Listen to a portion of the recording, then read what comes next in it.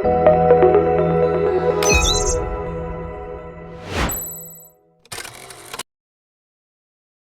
်တော်တို့လုပ်တဲ့အလုပ်ကအင်မတန်ရှင်းပါတယ်ကျွန်တော်တို့ကတိုင်းပြည်ကိုပြောခဲ့တဲ့အတိုင်းလုံးဝလွတ်လပ်ရေးကိုကျွန်တော်တို့ရအောင်လုပ်မယ်ဆိုတဲ့အတိုင်းအဲ့ဒီလုံးဝလွတ်လပ်ရေးကိုကျွန်တော်တို့ဆုံးဖြတ်ခဲ့ဒီလုံးဝလွတ်လပ်ရေးကိုဆုံးဖြတ်ပြီးတဲ့နောက်ကျွန်တော်တို့ဒီတိုင်းပြည်ကိုကြီးညာထားတဲ့အတိုင်းတစ်နှစ်တွင်းလုံးဝလွတ်လပ်ရေးရအောင်လုပ်မယ်ဆိုတာလည်းပဲကျွန်တော်တို့လုပ်နေရအဲ့လိုကြိုးစားမယ်ဆိုပြီးကျွန်တော်တို့လုပ်ဒီလိုလုပ်နေတဲ့အတိုင်းကျွန်တော်တို့လုပ်တဲ့လုပ်ငန်းကအောင်မြင်မလားမအောင်မြင်ဘူးလားဆိုတာအခုနဲ့ကဘယ်သူမှမပြောနိုင်သေးဘူးဘာဖြစ်လို့လဲဆိုရင်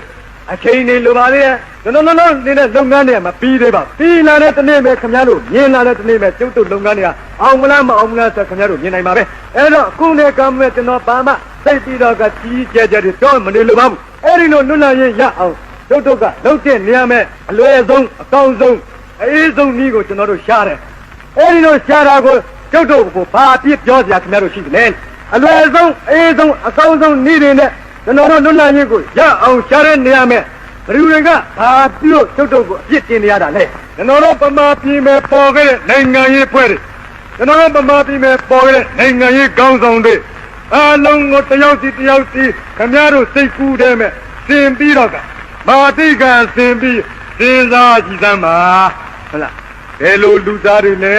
ဘယ်လိုဖွဲ့လဲဆိုတာခင်ဗျားတို့အဲ့ဒီခါမှာဖြေထွက်လာတယ်အခုနဲ့ကံမဲ့ကျုပ်တို့ကအစိုးရလုပ်နေတဲ့အချိန်ကမျိုးဖြစ်ဟုတ်လားဘယ်အစိုးရမှလည်းကျွင်းခြင်းမရှိတဲ့အစိုးရလို့မရှိတော့တော့လည်းတိုင်းပြည်အပေါ်မှာဒေသနာရှင်းထားပြီးတော့ကတစ်စင်းနဲ့တစ်စင်းကျွန်တော်တို့လုပ်လာတဲ့လုပ်ငန်းကတိုးတက်လားမတိုးတက်ဘူးလားဆိုခင်ဗျားတို့ပြန်ကြည့်ပါဒီတော့ကလွတ်လပ်ရေးဆိုလို့ခင်ဗျားတို့ကိုကျွန်တော်ပြောပြအောင်လွတ်လပ်ရေးဆိုတိုင်းပဒေသာပင်မြေကမပေါက်နိုင်ဘူးဆိုတာကိုခင်ဗျားတို့ကိုကျွန်တော်ရှင်းခဲ့ဘာဖြစ်လို့လဲဆိုလို့ရှိရင်ခင်ဗျားတို့စိတ်ထဲမဲ့လွတ်လပ်ရေးရတော့မဲဆိုလို့ရှိရင်ဟုတ်လားစိတ်ကူးကဘယ်နဲ့စိတ်ကူးကြလဲဆိုရင်ပဒေသာပင်ကြီးချက်ချင်းပေါက်လာတော့မလို့နေချင်းညာချင်းပေါက်လာတော့မလို့ခင်ဗျားတို့ရှင်းရတဲ့လူတွေများကြဟုတ်လားတချို့ကလည်းပဲလွတ်လပ်ရေးရပြီဆိုပြီးတော့ဘာလုပ်ကျင်လဲဆိုတော့ကကျွန်တော်တို့အရင်တခါတုန်းကတွေ့ကြတာဟိုဒါဂျပန်ခေတ်တုန်းကဂျပန်ခေတ်ဗမာလွတ်လပ်ရေးပေါ့ဘုရားသူစီဗမာလွတ်လပ်ရေးတုန်းကအဲ့ဒီတုန်းကဆိုလို့ရှိရင်လွတ်လပ်ရေးရပြီဆိုပြီးတော့ဟုတ်လားဟင်္ဒရာနယ်ဘက်မှာကျွန်တော်တွေ့ကြဘာတွေ့လဲဆိုလို့ရှိရင်လမ်းမပေါ်မှာဆေးလှမ်းလွတ်လပ်ရေးရပြီကွာဆိုပြီးတော့ဟိုလူတကာသွားတဲ့လမ်းမပေါ်မှာဖက်ပြီးတော့ဆေးတွေချမ်းအဲ့တော့ကဒီလမ်းတော်လမ်းလှုပ်တဲ့လူတွေအတော်ခွာကြအဲ့ဒါဟာလွတ်လပ်ရေးမဟုတ်လွတ်လပ်ရေးဆိုတဲ့အဓိပ္ပာယ်ကဘာလဲလွတ်လပ်ရေးဆိုတာဟာကိုတူတယောက်ကောင်းစားဖို့ဖြစ်စေတစ်မျိုးလုံးကောင်းစားဖို့ဖြစ်စေလုပ်တဲ့နေရာမဲ့တခြားတူတယောက်ရဲ့အကျိုးကိုမထိခိုက်ပဲနဲ့ဟုတ်လားတခြားလူတွေရဲ့အကျိုးကိုမထိခိုက်ပဲနဲ့လွတ်လပ်လပ်ကိုတိုးတက်မှုအတွက်လုပ်နိုင်တာဟာလွတ်လပ်ရေးပဲတခြားလူတွေရဲ့အကျိုးကိုမထိလို့ရှိရင်အနောက်ရှင်မရှိကြဘူးတိုင်းပြည်တစ်ပြည်လုံးရဲ့အကျိုးကိုမထိခိုက်ဘူးတခြားလူတွေရဲ့အကျိုးကိုမထိခိုက်ဘူးဆိုရင်ခမရလွတ်လပ်လုပ်နိုင်တဲ့အခြေအနေရှိရတော့တော့လည်းပဲသူများနိုင်ငံရဲ့လွတ်လပ်ရေးကိုသွားနှောင့်ယှက်တဲ့လွတ်လပ်ရေးကိုမဟုတ်အဲ့ဒီကဘာလဲဆိုရင် license court ဒါကရန်ကမှုများတာဖြစ်ဒီတော့လွတ်လပ်ရေးဆိုတဲ့အဓိပ္ပာယ်ဟာစီးမဲ့ကမ်းမဲ့သဘောမျိုးမဟုတ်စီးနဲ့ကမ်းနဲ့သဘောမျိုးတာလည်းဖြစ်စီးနဲ့ကမ်းနဲ့ရှိမှတာလည်းလွတ်လပ်ရေးဆိုတာလည်းပဲဖြစ်နေအဲ့တော့လွတ်လပ်ရေးဆိုတာကိုကျွန်တော်တို့ရတဲ့ခံမဲ့နားလည်မှာကငါတို့တိုင်းပြည်ဟာပိုပြီးစီကမ်းရှိဖို့လိုတယ်ဟလာလွတ်လပ်ရေးရအောင်လဲငါတို့တိုင်းပြည်လွတ်လပ်ရေးရအောင်လဲပဲစီကမ်းရှိနဲ့လုပ်ရမယ်အဲ့ဒီလိုအားဖြင့်စီကမ်းသဘောတွေနားလည်ပြီးအလုပ်စီးနဲ့ကမ်းနဲ့အလုပ်လုပ်တတ်မှာလွတ်လပ်ရေးစာကိုခင်ဗျားတို့တကယ်ရဒီနောက်ပြီးတော့ဒီလွတ်လပ်ရေးရတဲ့ခံမဲ့လွတ်လပ်ရေးရတဲ့အခွင့်အရေးတွေရလွတ်လပ်ရေးရတဲ့ခံမဲ့ခင်ဗျားတို့အခွင့်အရေးတွေပိုရတာလည်းရှိအခွင့်အရေးတွေပိုရလို့ပဲတာဝန်တွေမှလည်းပိုးလာလိမ့်မယ်အဲလိုတာဝန်တွေပိုးလာလိမ့်မလဲဆိုရင်ဒီတိုင်းပြည်ကိုအင်္ဂလိပ်ကအုပ်ချုပ်နေတဲ့အခါတုန်းကဒီဗမာပြည်ကိုကာကွယ်ဖို့တာဝန်ကအင်္ဂလိပ်အစိုးရရဲ့တာဝန်သာဖြစ်တယ်။သို့တော်လည်းဒီဗမာပြည်ကိုကျုပ်တို့လွတ်လပ်ရေးရတဲ့အခါမှာကျုပ်တို့ဗမာတွေကဒါလည်းဗမာပြည်ကိုကာကွယ်မယ်တာဝန်ကအဓိကဖြစ်။ဒီတော့အရင်တုန်းကလည်းခင်ဗျားတို့အေးသေးသေးနေလို့မဖြစ်နိုင်တော့ကျုပ်တို့တိုင်းပြည်ဆိုရလုပ်တဲ့လူတွေကတိုင်းပြည်ကာကွယ်ဖို့အတွက်ဗမာပြည်မှာစစ်သားတွေနဲနေတယ်ဆိုလို့ချင်းဗမာတိုင်းဟလာအရွယ်ရောက်တဲ့လူမှန်သမျှကျမ်းမာတဲ့လူမှန်သမျှစစ်မှုမတမ်းမနေရဆိုပြီးတော့အတင်းဥပဒေနဲ့နေပြီးတော့စစ်ထဲမဲ့ထဲရလို့လေဟုတ်လားအဲ့ဒါမျိုးတွေလောက်တန်လောက်ရလို့ဟုတ်လား2နှစ်တန်3နှစ်တန်ဝင်ပြီးတော့စစ်ထဲမဲ့လောက်ရမယ်လောက်ပြီးတဲ့နောက်စစ်တဲ့ခါမဲ့ဆိုရင်လည်းဝင်တိုက်ရမယ်စခင်ဗျားတိုက်ချင်းမတိုက်ချင်းအဲ့ဒါဝင်တိုက်ရမှာဟုတ်လားအဲ့ဒါကလည်းတာဝန်မဲ့ ဒါလွတ်လပ်ရေးရတဲ့အခါဖြစ်မဲ့တာဝန်မျိုးပဲလွတ်လပ်ရေးရတဲ့အခါဖြစ်မဲ့တာဝန်မျိုးပဲအဲ့ဒီအတိုင်းပဲကျွန်တော်တို့ဒီတိုင်းတွေကိုလွတ်လပ်တဲ့အခါမဲ့ဖြစ်ချင်တာတွေပေါ်မှာပြီးတော့ခင်ဗျားတို့အလုံးမလုံးပဲတော့ဖြစ်မှာမဟုတ်ဘူးဆိုတာဒါကျွန်တော်ပြောတယ်ဟုတ်လားအလုံးမလုံးပဲမဖြစ်ဘူးဟုတ်လားအဲ့တော့ကဘီလာမဲ့အခုဒီစစ်ကြီးပြီးတဲ့အခါမှာအင်မတန်မဲ့မွဲနေဆိုအရင်တုန်းကတော့သူ့တိုင်းပြည်ကထွက်တဲ့ဂုံကသူ့တိုင်းပြည်ကိုသွင်းတဲ့ဂုံနဲ့စာပေါင်းများစွာပိုးတဲ့အတွက်လည်းသူတို့တိုင်းပြည်မှာတော်တော်ပဲဝင်ငွေတွေမြောက်များရပြီးတော့သူတို့တိုင်းလူပြည်သားတွေကိုတော်တော်လေးချောင်းလဲပြအောင်သူတို့ထားနိုင်တယ်တော်တော်လေးဒီစစ်ကြီးပြီးတဲ့နောက်အင်းလေးဆိုရပို့မယ်ဆိုရင်ဒီနိုင်ငံခြားမှာသူတို့ရှိနေတဲ့ငွေပင်ငွေရင်းစိုက်ထားတဲ့လုပ်ငန်းတွေစအမေရိကန်ကိုရောက်ပြတာကြီးလောက်ပဲဖြစ်နောက်ပြီးကျွေးလည်းပဲတော်များကိုတင်တယ်ဂရေ1500လောက်တင်တယ်ဂရေရွှေတင်းကဂရေ1000တန်းပေါင်း1500လောက်ကတင်တယ်ထင်တယ်အဲ့ဒါမျိုးပြင်ဟလာနောက်ပြီးတော့ဒီသူတို့တိုင်းပြည်မှာရှိတဲ့ပစ္စည်းတွေကလည်းပဲအတော်ပဲတုံသွားတယ်ကိုလိုနဲ့မကဘူးအခုနဒီနိုင်ငံခြားကုန်ကူးတဲ့နေရာမှာထွက်ကုန်ကဝင်ကုန်နဲ့အများကြီးနေနေအဲဒီတော့ကအခုဒီစစ်ပြီးတဲ့အခါမှာရှေးကငကိုချေကိုအမြန်ဆုံးပြန်ရအောင်ဆိုပြီးတော့အမြန်ဆုံးပြန်ရအောင်ဆိုပေမဲ့တစ်နှစ်တည်းနဲ့မရဘူးတစ်နှစ်တည်းနဲ့မရဘူးဒီငါ6နှစ်9နှစ်10နှစ်9နှစ်10နှစ်စရမ်းအဲလိုကိုသူတို့လုပ်ရမယ်အဲလိုအကြောင်းတွေကြောင့်သူတို့တော်ကိုပဲဒီပွားရဲ့ခြေနေမှာထိကြိုက်နေတော့ကငကိုချေနေကိုဒီငါ10နှစ်ဆိုတော့အမြန်ဆုံးပြန်ရောက်နိုင်အောင်ဆိုပြီးတော့သူတို့ဘာကြိုးစားနေတယ်လဲအင်္ဂလိပ်ပြည်မဲ့ထွက်တဲ့ပစ္စည်းအင်္ဂလိပ်ပြည်မဲ့လုံတဲ့ပစ္စည်းတွေကိုအင်္ဂလိပ်တွေမဝယ်နိုင်ဘူးမဝယ်ရဘူးဘာဖြစ်လို့လဲဥပမာအဝတ်တဲ့အင်္ဂလိပ်ပြည်ကလုံတဲ့အဲ့ဒီလုံတဲ့အဝတ်တဲ့ကိုဟုတ်လားအင်္ဂလိပ်ပြည်ကလုံပေမဲ့အင်္ဂလိပ်လူမျိုးတွေကိုတစ်နှစ်ကို2တဲ3နဲ့အစရှိတဲ့အားဖြင့်လိုတော့တဲ့ပို့ပြီးမဝတ်ရအောင်ကောပွန်စရာတွေပေးပြီးတော့ဆိုင်နေမယ်ရောင်းအဲ့ဒီကောပွန်ရမှဝင်နိုင်တယ်အဲ့တော့ဒီလိုဝင်နိုင်တော့ကအဲ့ဒီလိုပေးပြီးတော့ကရောင်းတယ်အဝယ်ခိုင်းတယ်အဲ့ဒါပူတော်တွေမှန်သမျှကိုဘာလုပ်လဲဆိုရင်နိုင်ငံခြားထုတ်ပြီးရောင်းတယ်ဟုတ်လားနိုင်ငံခြားကတကဘီလာကိုတွင်းတဲ့ပစ္စည်းတွေကြတော့လည်းပဲဟုတ်လားနိုင်ငံခြားနေပြီးဘီလာကိုတွင်းတဲ့ပစ္စည်းတွေကြတော့လည်းပဲအရင်ကလို့အရမ်းမဲ့အရင်ကလို့အသွေးမထိုင်မဲ့နဲ့ချော့ပေါ့တွင်းပြီးတဲ့နောက်ဟုတ်လားအဲ့နိုင်ငံခြားတွင်းတဲ့တချို့ကုန်ပစ္စည်းတွေနဲ့ပတ်သက်ပြီးတော့ထွေးကြီးသားအရင်ကတည်းကအများကြီးလျှော့ပြီးအသုံးခိုင်းသူတို့စီမဲ့ဆိုရင်ကြီးကပေါင်မုံဟုတ်လားသားတဲ့ပေါင်မုံနဲ့အခုပေါင်မုံနဲ့ဆိုရင်အခုအခါမဲ့အင်မတန်ကိုလျှော့ပြီးသားနေရတဲ့အချိန်ကမျိုးသားတယ်ဒီလိုခြေတာပြီးခုနေကမဲ့ဒီလိုလုံမှနောက်4 5 6နှစ်9နှစ်10နှစ်အသက်အဲ့လိုရှိလာတဲ့ခါကျမှအင်္ဂလိပ်ပြည်ကအရင်ငကိုခြေကိုပြန်ရနိုင်ဖို့ကြောင်းရှိဟုတ်လားအဲ့ဒီလိုမဟုတ်ပဲနဲ့နေမယ်ဆိုလို့ရှိရင်တော့သူတို့မရနိုင်အဲ့ဒီတော့ကဒီလိုတိုင်းပြည်ကြရနာဖြစ်အောင်ထူထောင်အောင်ဆိုရင်အင်္ဂလိပ်ပြည်လည်းပဲလွတ်လပ်တဲ့တိုင်းပြည်ဖြစ်ပင်ပြင်ရတော့လဲအလုံးလုံးရတယ်ဆိုတာကိုခင်ဗျားတို့သိသိချင်းအဲ့ဒီတိုင်းမှာဆိုဗီယက်ယူနီယံဆိုတဲ့တိုင်းပြည်ကတော်လှန်ရေးတွေဖြစ်ပြီးတဲ့နောက်ပထမရှေးဥစွာစစ်တော်တွင်မှာတော့ဝါကွန်မြူနစ်ခေါ်တာဟလားဒီစစ်တော်တွင်မှာလုပ်တဲ့ကွန်မြူနစ်စနစ်ဆိုပြီးတော့သူလုပ်အဲ့ဒီပြီးတဲ့နောက်စစ်ပြီးတဲ့ကံမဲ့ new economic policy ခေါ်တဲ့ဟလားဒီစီးပွားရေးစနစ်သဘောမျိုးနဲ့နေပြီးလုပ်အဲ့ဒီလိုလုပ်ပြီးတဲ့နောက်မှာတခါ9 နှစ်စီမံကိန်းတွေဆိုပြီးတော့9 နှစ်စီမံကိန်းတွေဆိုဗီယက်ယူနီယံမှာလုပ်ခဲ့အဲ့လို9 နှစ်စီမံကိန်းတွေပထမစီမံကိန်းလုပ်တဲ့အခါတုန်းကဒီနိုင်ငံလုံးရဲ့ခြေနေအလုံးကိုဂျုံကြည့်ပြီးတော့တိုင်းတစ်ပြည်လုံးရဲ့ကောင်းဖို့ကိုအမြဲတမ်းကောင်းဖို့ကိုရှေးရှုကြည့်ပြီးတော့လုပ်ရတဲ့အခါဖြစ်တဲ့အတွက်လူတွေဟာစားကျင်တိုင်းပထမမစားရဘူးဝတ်ကျင်တိုင်းမဝတ်ရဘူးနေကျင်တိုင်းမနေရအဲ့ဒီလိုဖြစ်ရတယ်ဟုတ်လားဒီတော့ကျွန်တော်တို့တိုင်းပြည်ကိုပြန်လည်ထူထောင်ကြမယ်ဆိုလို့ရှိရင်လည်းပဲ national planning ခေါ်တဲ့အဲ့လိုစီမံကိန်းမျိုးတွေနဲ့မလုပ်တဲ့နဲ့ဒီနည်းနဲ့မှကျွန်တော်တို့တိုင်းပြည်မကြီးပွားနိုင်ဘူး မထူတောင်နိုင်မှုစာခင်ဗျားတို့တတိရှိတယ်နဲ့ဟုတ်လားအဲ့ဒီတော့ကပတိသာပင်ကမြေကပေါက်လာမှာမဟုတ်ဘူးပတိသာပင်ပေါက်အောင်ဆိုရင်ကျွန်တော်တို့အလုံးလုံးမှပေါက်မှာသာခင်ဗျားတို့နားလည်သိချင်တယ်အဲ့တော့လွတ်လပ်ရေးရပင်ရညာတော့လဲလွတ်လပ်ရေးကလွတ်လပ်ရေးရတဲ့အခါမှာကြောက်ရောက်လာမဲ့တိုင်းသူပြည်သားလူများအားလုံးရဲ့တာဝန်တွေကိုကျွန်တော်တို့ကမထမ်းဆောင်ခြင်းဘူးဆိုရင်ခင်ဗျားတို့ရတဲ့လွတ်လပ်ရေးဟာ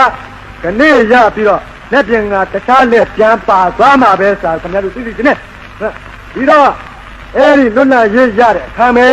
ကျွန်တော်တို့ခုနစီမံကိန်းအမျိုးမျိုးနဲ့လောက်တောင်မှအနည်း20လောက်ကျွန်တော်တို့တကားရိုင်းရိုင်းပေါ့ဗျာကျွန်တော်တကားရိုင်းရိုင်းပြောတယ်ဆိုတာကဒီတကားလက်ရိုင်းရိုင်းပြောမှလူတွေကမှတ်ပြီဟုတ်လားတကားရိုင်းရိုင်းဆိုရင်တော့အတော်ကိုပြည့်အောင်ကြိုးစားနိုင်မှလုံနိုင်မှအဲ့ဒါအတော့ကိုကုန်းလုံနိုင်မှကျုံလုံနိုင်မှအနည်း20လောက်ရှိတဲ့အခါကျမှတော်ကာကြမယ်ဒီတော့ကျွန်တော်တို့ကတကားရဲ့3ညကစပြီးအကုန်လုံးပြန်ပြီးတော့ကအုံမြင့်ချပြီးအလုပ်လုပ်ရမှာဆိုတော့ကျွန်တော်တို့ကတခြားနိုင်ငံတွေကခြီလန်းတလန်းလိုက်ရင်တခြားလက်လက်တဲ့နိုင်ငံတွေကခြီလန်းတလန်းလိုက်ရင်ကျုပ်တို့ကခြီလန်း4-50လန်းလိုက်နိုင်မှအဲ့ဒီလိုလိုက်နိုင်တဲ့အခါကျမှနောက်10နှစ်အနည်း20တန်ဒီအားဖြင့်အဲ့လိုဓာတ်တူညီတူဖြစ်သွားတယ်ဓာတ်တူညီတူမပြတ်သမျှကာလပတ်လုံးဒီတိုင်းပြည်ကြီးကလွတ်လပ်တယ်ဆိုပေမဲ့ဘိုလ်လူလည်းပဲမြင်ရတဲ့အခါမျက်နှာချိုတွေ့ရဒီလူမြင်ရတဲ့အခါလည်းမျက်နှာချိုတွေ့ရဖားတယ်လို့နိုင်ငံမျိုးဖြစ်နေမှာပဲစာခင်ဗျားတို့အသိဉာဏ်ကောင်းတယ်အာမမရှိသေးတော့အဲ့ဒါလိုပဲဖြစ်နေမှာပဲဟုတ်လားအဲ့ဒီတော့ကအင်မတန်ကျွန်တော်တို့တကယ်ရက်ကိုကျွန်တော်တို့တိုက်ပြင်းမယ်ရှိတဲ့လူတွေစီစီယုံယုံနဲ့ရှိပါမှဟုတ်လားဖားတဲ့သဘောမျိုးနိုင်ငံမျိုးမဖြစ်ပဲနေဟုတ်လားအဲ့ဒီတော့ကတိုင်းရင်းသားချင်းချင်းညီညွတ်ရေးတိုင်းရင်းသားလူထုညီညွတ်ရေးသာပါသမားတွေညီညွတ်တာတော့မလို့ချင်ပါဘူးတိုင်းရင်းသားချင်းချင်းညီညွတ်ရေးတိုင်းလူပြည်သားလူထုညီညွတ်ရေးအဲ့ဒီညီညွတ်ရေးနှစ်ခုမရှိသမျှကာလပတ်လို့ဟုတ်လားဒီတိုင်းပြည်လွတ်လပ်ပင်လွတ်လပ်ညာတော်လည်းပဲဘယ်တာပြီးတက်ဘယ်ဆိုရလှုပ်ဖားတဲ့တိုင်းပြည်ဖြစ်နေပါပဲကျွန်တော်ပြောချင်အဲ့ဒီတော့ကဒီနှစ်ခုကိုခင်ဗျားတို့ကမပြတ်ပါစီနဲ့ဘသူကဘာလို့မပြတ်ပါစီနဲ့အဲ့ဒါအင်မတန်အရေးကြီးပါပဲကျွန်တော်တို့တကဒီရှင်နေမင်းဥပမာလို့ပြောမယ်ဆိုရင်လည်းပဲဟုတ်လားရှင်နေမင်းများဟာဒီသားကောင်ကိုလိုက်တဲ့နေရာမဲ့ကြီးတာငယ်တာကိုပဒါနမထားပဲနဲ့ဟုတ်လားကြီးငယ်လုံးလားစိုက်တဲ့နေရာမဲ့အဲ့ဒီအတိုင်းမလုံးလားစိုက်သွားတယ်အဲ့ဒီလိုထုံးအတိုင်းမဲ့ဟုတ်လားကျွန်တော်တို့ကပန်းတိုင်ရောက်တဲ့အထိအောင်မြင်မဲ့ချင်းဤတိုင်အောင်ကျွန်တော်တို့ကကြိုးစားမှုအားထုတ်မှုကိုလျှော့လို့မဖြစ်နိုင်ဘူးလုံးလားဝိညာဉ်ကိုလျှော့လို့မဖြစ်နိုင်ဘူးကားတဲ့တပိုးတော့ကျွန်တော်လုပ်ဖို့လိုတယ်အဲ့တော့ကျွန်တော်တို့ဗမာတွေမဲ့စောက်ကျင်တစ်ခုရှိ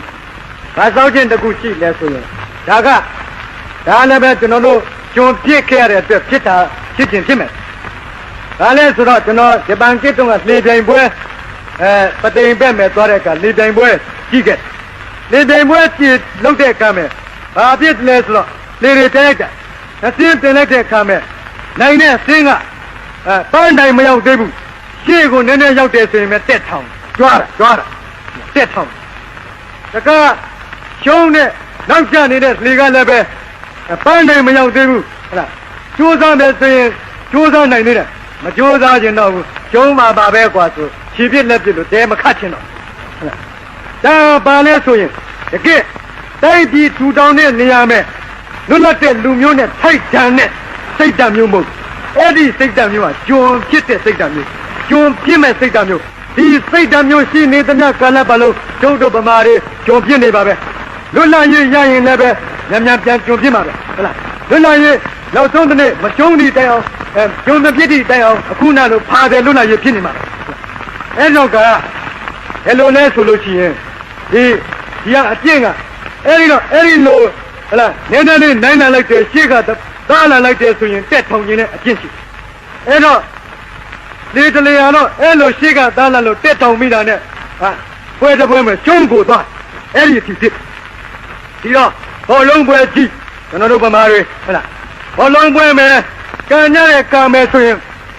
ဘိုးကပထမစကိုတွင်ရရင်အတော်လေးတခါအားတက်လာအားတက်လာတယ်ပဲတက္ကနာပဲပြူလာနောက်တခါ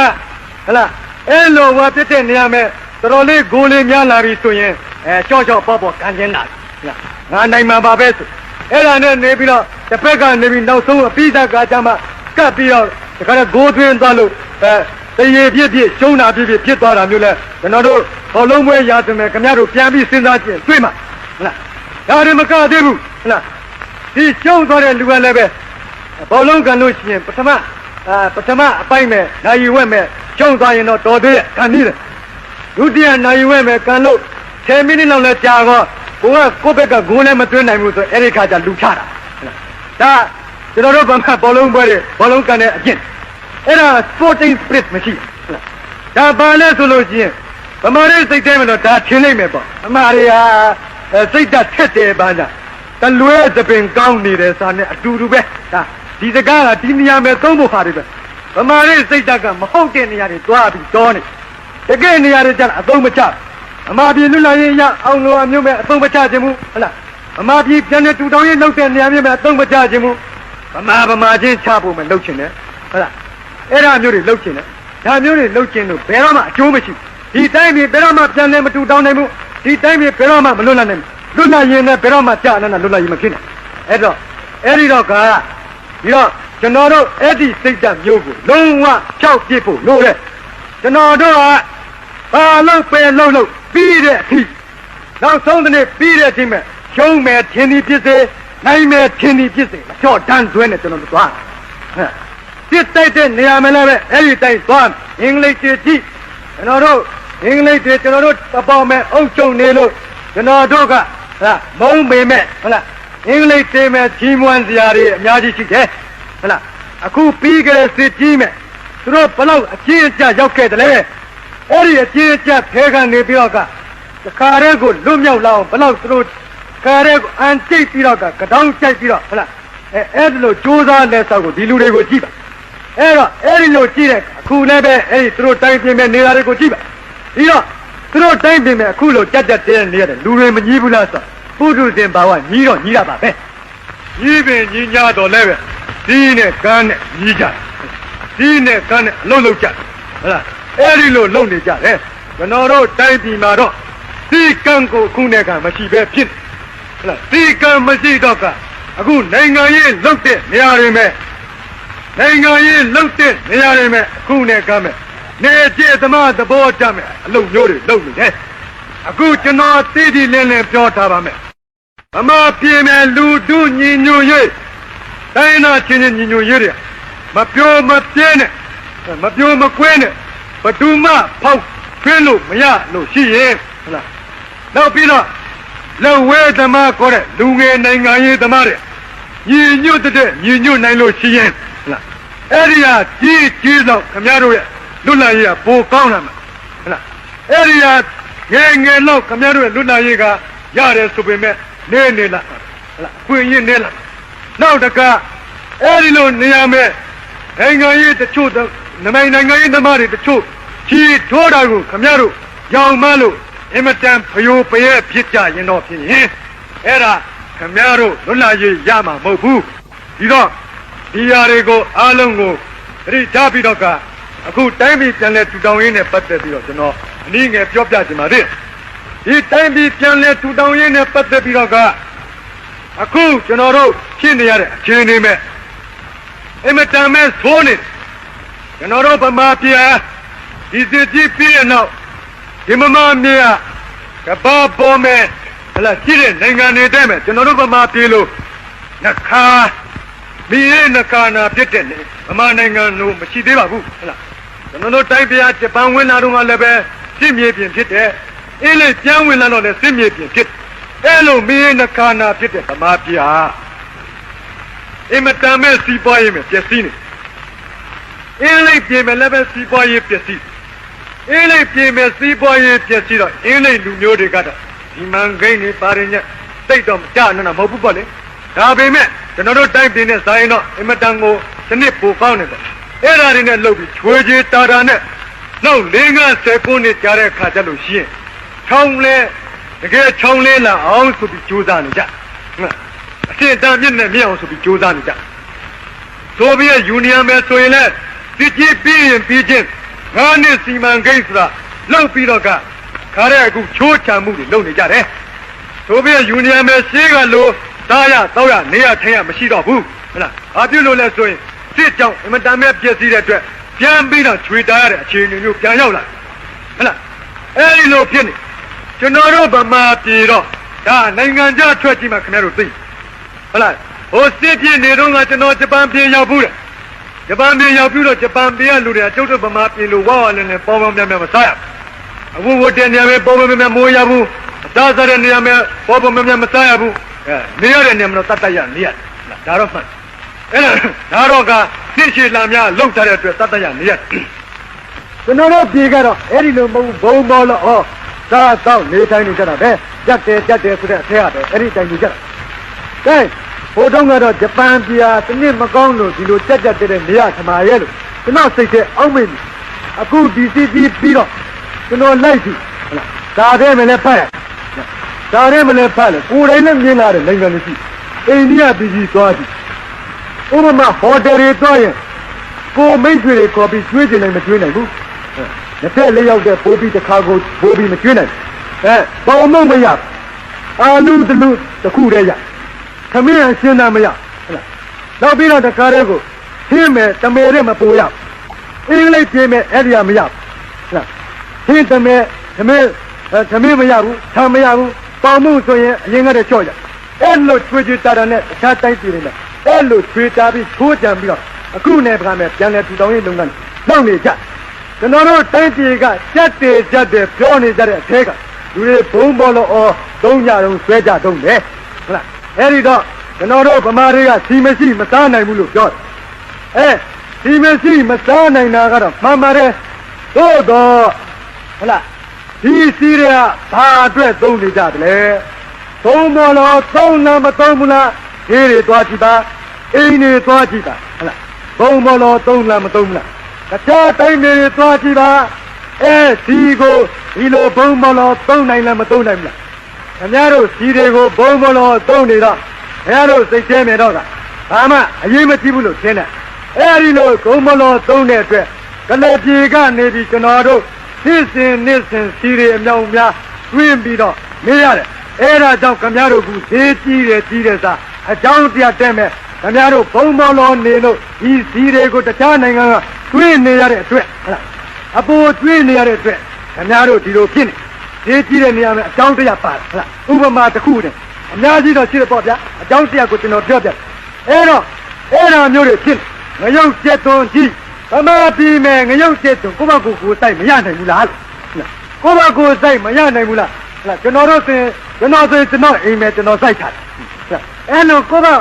ဘကိုအိမ်ညာကွက်လာရှိတဲ့နေရာမှာရှိကြတဲ့လူကစိုက်ကြပါလားမစိုက်ကြဘူးဆိုရင်မယ်ကိုရောမြတ်ပြဝယ်စားကြည့်တာအဲ့တော့ကဒီဝယ်စားတော့အဲ့ဒီငရုတ်ကျက်သွန်ဘယ်ကလာလဲမှလဲအိန္ဒိယပြည်ကလာတယ်ဟုတ်လားအိန္ဒိယပြည်ကလာတော့ခင်ဗျားတို့အိန္ဒိယပြည်ကိုခင်ဗျားတို့ပိုက်ဆံပေးနေအဲ့လိုပေးနေရတဲ့အတွက်ဒီတိုင်းပြည်မှာရနိုင်တဲ့ပစ္စည်းကိုတခြားနိုင်ငံကဝယ်ရတဲ့အတွက်ဟာခင်ဗျားတို့မဲ့အခုဈေးကြီးတယ်ဆိုတာဒါတွေဖြစ်တာတွေပဲအကြောင်းတက်ကဟုတ်လားအဲ့ဒီတိုင်းမှာအခုဆန်စားတဲ့နေရာမှာ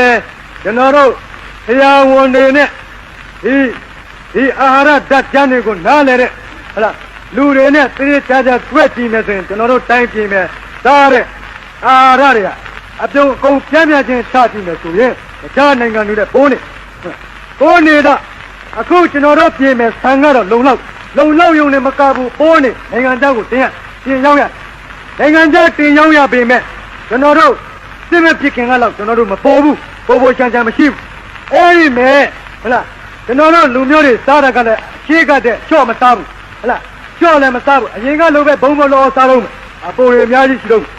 တိုင်းပြည်ပြန်လဲထူထောင်တဲ့လုပ်ငန်းမင်းလည်းပဲအဲ့လိုပဲတစ်ဆင့်တက်ပြီးရုံလုံးပေါ်လာတာကိုမြင်အောင်ပါတယ်အဲ့လိုမြင်လာပြီးတော့တစ်ဆင့်နဲ့တစ်ဆင့်လောက်တဲ့နေရာမှာအကောင်းဆုံးအလွယ်ဆုံးဟုတ်လားအေးဆုံးဆိုတဲ့နီးကိုကျွန်တော်တို့ကပထမရှင်းဥစွာရှားပြီးကျွန်တော်တို့လုပ်ပါပဲ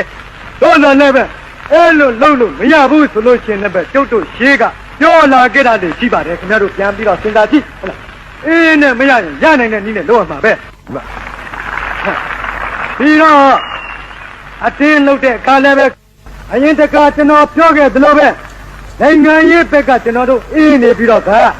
မဟုတ်တဲ့နေရာမဲစူတဲ့ပူတဲ့ဘက်ကတော့ကဟုတ်လားပိုးလာလို့တောင်ဖြစ်နေပါတယ်လို့ကျွန်တော်ပြောခဲ့အဲဒီတော့ကအဲ့ဒီလိုမဟုတ်တဲ့နေရာမဲသူပူတောင်းကြမှုတွေကိုဗမာပြည်ချစ်တဲ့လူတွေမှန်သမျှဝိုင်းဝန်းကူညီနိုင်နေမှုလို့ရ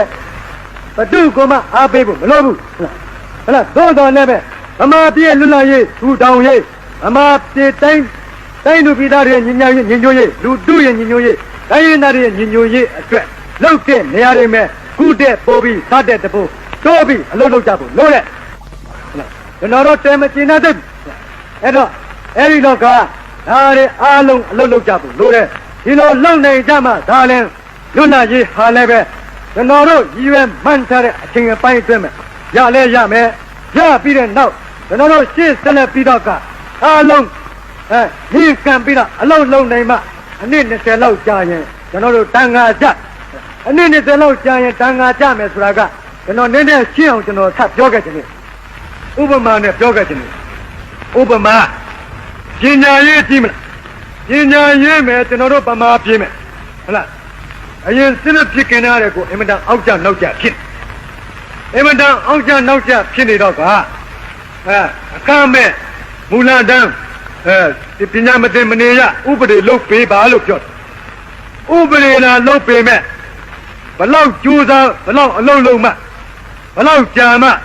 အဲ့ဒီအခမဲ့မူလတန်းမသိမနေရပညာစာဗမာပြည်တစ်ပြည်လုံးဟုတ်လားရွာတိုင်းမြို့တိုင်းပဲဖြစ်မလဲဆိုရင်အနည်း20လောက်ကြာမှဖြစ်လိမ့်ဘာဖြစ်လို့လဲအခုရှိတဲ့ဆရာတွေကအင်မတန်နေနေတယ်ဒီဆရာတွေကိုသင်ရမယ်ကိုလိပ်ကျောင်းနေဖွင့်ရအောင်မယ်အဲ့ဒီကျောင်းတွေရှိရအောင်မယ်ကျောင်းအဆောက်အဦတွေရှိအောင်မယ်ကျောင်းအဆောက်အဦတွေပြင့်